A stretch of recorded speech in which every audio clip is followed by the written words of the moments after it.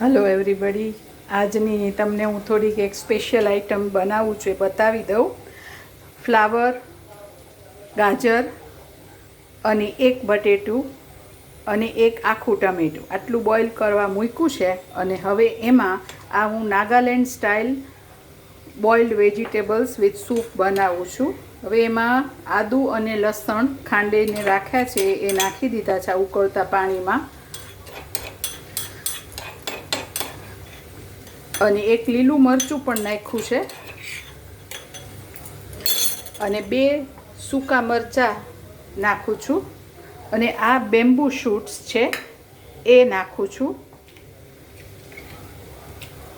Wash કરી લીધા છે.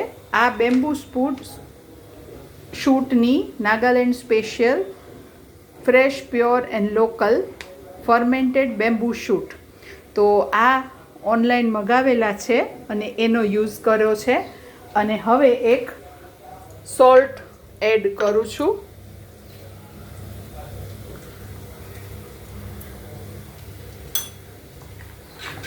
હવે આ રેસીપીને 10 મિનિટ એમને પહેલાં બોઇલ થવા દેવાનું છે. અને પછી એમાં આવી રીતે આખા કોથમીરના ડાંખડા સહિત નાખી દેવાનું છે.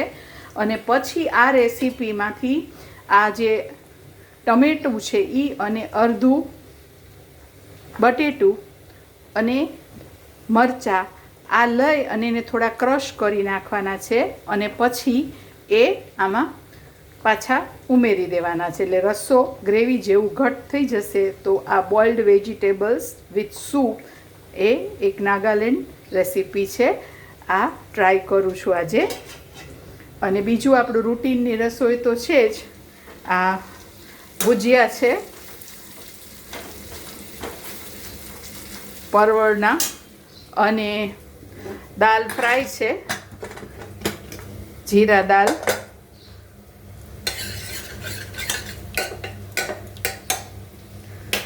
આજે રાઈસ નથી બનાવ્યા. અને આ કાચી કેરીની ચટણી બનાવવાની છે.